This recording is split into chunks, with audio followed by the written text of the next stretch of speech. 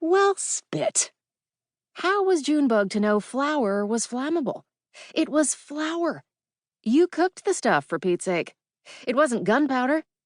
Only somehow that great big sack of flour had blown the belly out of the cookhouse, she marveled, as she watched her older brothers try to save the outbuilding. You could have killed yourself, Morgan raged, as he threw buckets of creek water at the snapping flames. She was rather singed, and her rear end sure did hurt from where she'd landed in the woodpile. But she was fine. And what a thing to see! All that flour floating about in the air, and then wham! No cookhouse. You ought to be tarred and feathered for this, Bo grumped, sloshing water on Junebug's bare feet as he jogged up from the creek. Well, spit, Junebug said. It ain't like I set fire to the cookhouse on purpose. Not this time or the last time. If this was anyone's fault, it was Morgan's. He'd been the one to dump that great big sack of flour in front of her and shut her up in the cookhouse to bake, rather than let her go fishing. If it had been up to her, she'd be stretched out in the meadow, pulling a few fat bull trout from the creek, and their cookhouse would still be standing. But no.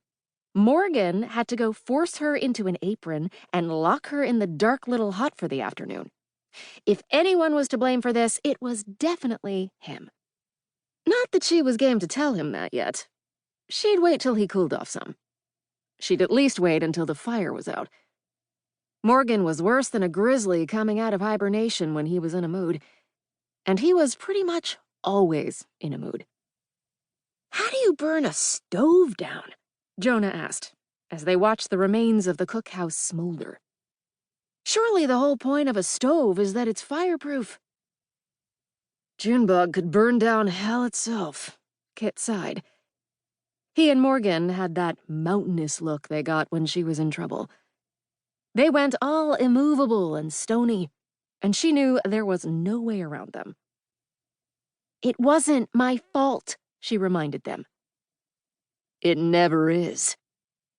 Morgan looked madder than usual. But this time, it really wasn't. They weren't listening. They never did. Not for the first time, Junebug wished she had a sister. A proper live one. Technically, she had 3 of them. But they were all bundled up under the chokecherry tree. No use to her at all.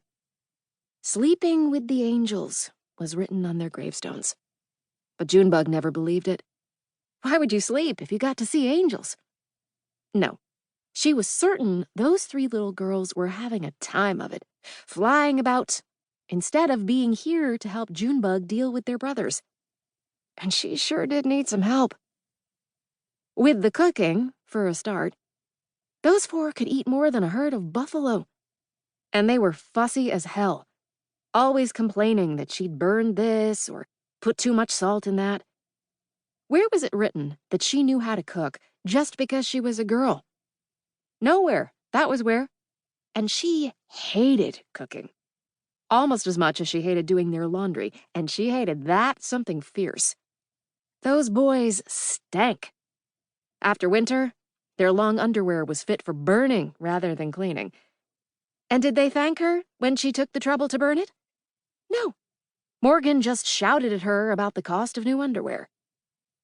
They were unwashable, she'd tried to explain. But that had been another prime example of a time when he didn't listen to her. Don't just stand there. Kit thrust a pail at Junebug.